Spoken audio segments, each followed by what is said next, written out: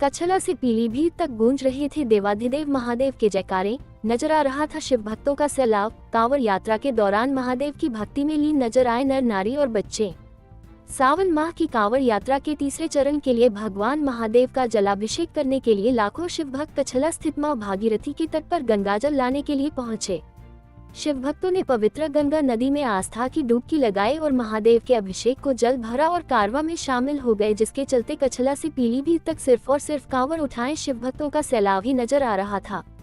Highway पर गूंज रहे भोलेनाथ के जयकारों और डीजे पर बज रहे धार्मिक भजनों से जनमानस महादेव की भक्ति में खोया हुआ नजर आ रहा था। सावन के तीसरे सोमवार को देवाधिदेव महादेव का जलाभिषेक करने की लालसा लिए बदायूं के अलावा बरेली, पीलीभीत, कासगंज, हाथरस, अलीगढ़, मथुरा तथा राजस्थान प्रदेश के शिव भक्त बड़ी संख्या में शनिवार को ही कछला स्थित मां भागीरथी के तट पर पहुंच गए और गंगा स्नान करने के उपरांत अपनी कांवड़ सजाए, फिर पूजा अर्चना कर विधिवत रूप से कांवड़ को कांधों पर लादकर अपने गंतव्य के लिए निकल पड़े। शिव भक्त पद यात्रा, डाक कांवड़, बाइक कांवड़ के साथ भगवान शंकर के जयकारों और डीजे पर बज रहे भजनों पर नाचते झूमते भोले की भक्ति में चूर होकर निकल रहे थे। शनिवार की पूरी रात शिव भक्तों का आवागमन जारी रहा।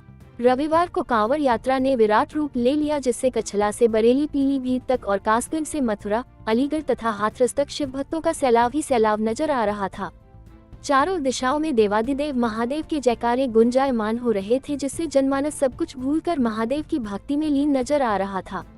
पदयात्रा कर रहे शिव भक्तों का उत्साह बढ़ाने के लिए बड़ी संख्या में हाईवे किनारे के गांवों के बाशिंदे सड़क पर आ गए और उनकी सेवा सत्कार में जुट गए। कांवड़ यात्री विभिन्न झांकी वाली कांवड़ों के साथ अपने गंतव्य तक जाते नजर आ रहे थे।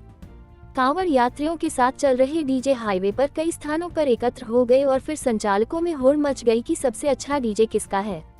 डीजे प्रतियोगिता के दौरान हाईवे पर जाम जैसी स्थिति पैदा हो गई, जिससे पुलिस ने काफी मशक्कत के बाद जाम के हालातों को सुचारू यातायात के रूप में बदला।